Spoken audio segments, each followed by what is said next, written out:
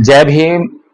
नमो बुद्ध साथियों। तो साथियों, सुप्रीम कोर्ट ने तिरुपति बालाजी मंदिर में जो लड्डुओं में जो घालमाल हुआ उसके लिए एसआईटी का गठन कर दिया। सुप्रीम कोर्ट हमेशा जो है ये धार्मिक भावनाओं का बड़ा ख्याल रखता है। ये बहुत ही पेचीदा मामला है। सुप्रीम कोर्ट ने जो लोग पिटीशन लेकर आए थे या जिन लोगों की भावनाएं आहत हुई उन लोगों से मोटे मोटे तौर पर कुछ प्रश्न जरूर करने चाहिए थे। सुप्रीम कोर्ट ने उन लोगों से यह क्यों नहीं पूछा कि अगर लड्डू ईश्वर को चढ़ाए गए और लड्डू अगर अशुद्ध थे, अपवित्र थे, तो उस ईश्वर ने उन लड्डुओं को क्यों स्वीकार कर लिया।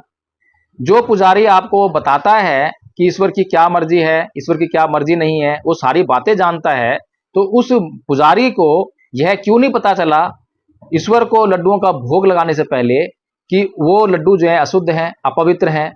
साथियों, इस तरह से जो सुप्रीम कोर्ट है, मुझे समझ में नहीं आता इस देश में क्या करना चाहता है।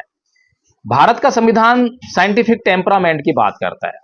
साइंटिफिक टेम्परामेंट अंधविश्वास, पाखंड और अंधश्रद्धा को समाप्त करने की बात करता है। दूसरी तरफ एक बात और है, कुछ लोग कह सकते हैं कि संविधान जो है धर्मनिरपेक्षता की बात भी करता है, क्योंकि आर्टिकल 25 लोगों को स्वतंत्र रूप से अपने धर्म में विश्वास एवं उसकी उपासना करने का अधिकार देते हैं।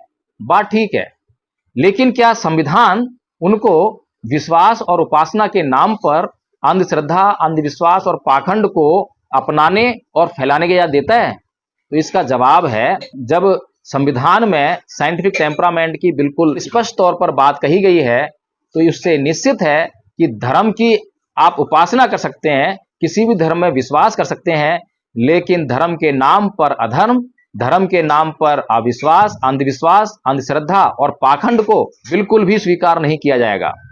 और क्या अंधविश्वास है, क्या अंधश्रद्धा है और क्या पाखंड है, इसको निश्चित करने का काम, इसकी देखरेख करने का काम राज्य सरकार के ऊपर होगा, केंद्र सरकार के ऊपर होगा, भारत के सुप्रीम कोर्ट के ऊपर होगा। लेकिन भारत का सुप्रीम कोर्ट, भारत की सरकार, राज्य सरकारें तो इन मामलों पर लगातार चुप्पी साधे रहती हैं। उनको तो लोगों की भावनाओं की ज्यादा फिक्र रहती है, क्योंकि राजनीतिक मामला है। अगर लोगों की भावनाओं के इतर या उनके विपरीत जाकर कुछ कह दिया और उनके कहने से या उनके कुछ भी करने से लोगों की भावनाएं आहत हो गई, तो आने वाले चुनाव में उनको वोट नहीं मिलेगा। तो उनको वोट की फिक्र है, लेकिन सुप्रीम कोर्ट को किसके वोट की फिक्र है? सुप्रीम कोर्ट जो है, जब बहुजन समाज के खिलाफ जाकर बहुजन समाज को तोड़ने के लिए आरक्षण में आरक्षण जैसे निर्णय दे सकता है, तो क्या सुप्रीम कोर्ट इस देश के लोगों में साइंटिफिक टेम्परामेंट डेवलप करने के लिए, वैज्ञानिक सोच को बढ़ाने के लिए, अंधविश्वास, अंधश्रद्धा और पाखंड को मिटाने के लिए क्या एक निर्णय नहीं दे सकता? क्या कोई एसआईटी गठित नहीं कर सकता? क्या सुप्रीम कोर्ट भारत में जितने भी धर्म हैं, चाहे वो हिंदू हो, मुसलमान हो, ईसाई हो, बौद्ध हो, जैन हो, कोई भी धर्म हो, क्या उनके भीतर अंधविश्वास है, अंधश्रद्धा है, पाखंड है, इस बात की जांच करने के लिए कोई एसआईटी गठित नहीं कर सकता? क्या यह सुप्रीम कोर्ट का कर्तव्य नहीं है? क्या यदि सुप्रीम कोर्ट ऐसा करता है तो क्या उससे सुप्रीम कोर्ट संविधान की रक्षा नहीं करेगा? और जो सुप्रीम कोर्ट कर रहा है कि लड्डू की जांच करने के लिए एसआईटी की व्यवस्था कर रहा है, एसआईटी का गठन कर रहा है, क्यों कर रहा है भाई? किस लिए गठन कर रहा है? इसकी व्यवस्था की जांच करने की जिम्मेदारी तो उन पंडित पुजारियों को दे दो, बागेश्वर महाराज दे दो। जितने भी ये साधु संत जो हैं, चमत्कारों की बात करते हैं, चमत्कारी शक्ति की बात करते हैं, ईश्वरी शक्ति की बात करते हैं, ये तो काम उनका है। ये तो सुप्रीम कोर्ट इसमें दखल क्यों दे रहा है? सुप्रीम कोर्ट का तो काम ये था कि ये जांच करे कि कहां पर साधु संत जो है गलत बोल रहे हैं, झूठ बोल रहे हैं। जब रामभद्राचार्य ने ये स्टेटमेंट दिया था कि जब कोई बीमार पड़ जाए तो हनुमान चालीसा का पाठ करे और रामलला के दर्शन करने जाए, अब सोचिए ये इस देश के लोगों के स्वास्थ्य पर कितना प्रतिकूल प्रभाव डालने वाला था। अभी तक हमने इस देश में जब कोई बीमार हो जाता है, बीमारी से ग्रस्त हो जाता है, तो उसको डॉक्टर के पास ले जाने की बजाय झाड़ फूक करने वाले ओझा के पास ले जाते हुए हमने देखा है। आज तक ऐसी व्यवस्थाएं हम देख रहे हैं गांव देहात में। लेकिन सुप्रीम कोर्ट इस बात पर तुरंत एक्शन क्यों नहीं लेता है कि रामभद्राचार्य, जिसको लाखों लोग सुनते हैं, करोड़ों लोग सुन रहे हैं, उस पर अमल भी करते हैं और उसके इस कथन से लोग जो अंधविश्वास में फट जाएंगे और अंधविश्वास में फंसकर जब रामभद्राचार्य जब बीमार पड़ते हैं, ये स्टेटमेंट देने के तुरंत 4 दिन बाद ही बीमार पड़ जाते हैं और उसके बाद ना तो वो हनुमान चालीसा पढ़ते हैं, ना रामलला के दर्शन करने जाते हैं, वे सीधे बहुत अच्छे से अच्छे हॉस्पिटल में भागते हैं। तो खुद के लिए जो है हॉस्पिटल और भारत की जनता को अंधविश्वास में लगाकर, अंधभक्ति में लगाकर, पाखंड में लपेटकर उनको जो है ओझा के पास भेजेंगे झाड़ू फूंक करने के लिए, रामलला के दर्शन करने के लिए भेजेंगे, उनको हनुमान चालीसा पढ़ने के लिए कहेंगे। सुप्रीम कोर्ट इस पर एसआईटी गठित क्यों नहीं करता है? इस पर जो है सुप्रीम कोर्ट रामभद्राचार्य को तुरंत कैद करने की बात क्यों नहीं करता है? सुप्रीम कोर्ट इस पर रामभद्राचार्य को अपनी स्टेटमेंट वापस लेने की बात क्यों नहीं करता है? सुप्रीम कोर्ट साइंटिफिक टेम्परामेंट के मामले में हमेशा चुप्पी क्यों लगाता है? और जब भी अंधविश्वास, पाखंड और अंधश्रद्धा को फैलाने की बात आती है तब सुप्रीम कोर्ट अग्रणी भूमिका में नजर आता है। तो क्या समझा जाए कि संविधान की मर्यादा का उल्लंघन नहीं हो रहा है? क्या संविधान का उल्लंघन नहीं हो रहा है? क्या संविधान को नष्ट नहीं किया जा रहा है?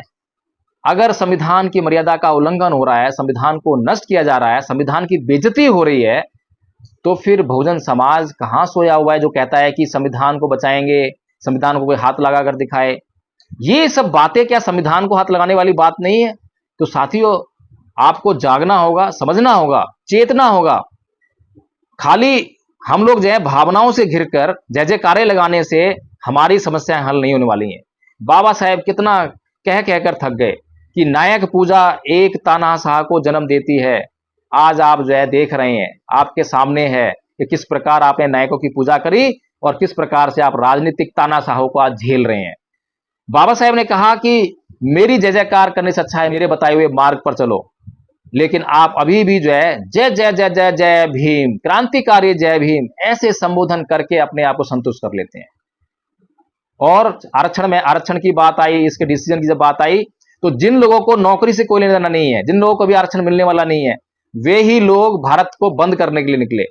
और जिन लोगों को नौकरी मिलेगी, जिनके बच्चे जो है नौकरी की तैयारी करने में लगे हुए हैं, ना तो उनके बच्चे और ना वे लोग सड़कों पर उतरे, कोई आंदोलन नहीं किया। तो ऐ मेरे बहुजन समाज के लोगों, आप तो जागो, आप तो चेतो।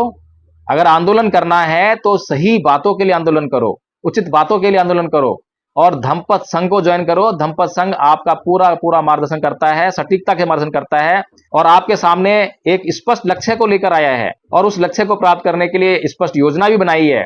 अगर आपको उस स्पष्ट योजना की जानकारी चाहिए तो तुरंत जो स्क्रीन पर नंबर फ्लैश किए जा रहे हैं उन पर संपर्क कीजिए और धम्मपद संघ से जुड़कर तुरंत आने वाले समय में अपने सुनहरे भविष्य के लिए प्लानिंग कीजिए, मार्ग प्रशस्त कीजिए। जय भीम, नमो बुद्धाय।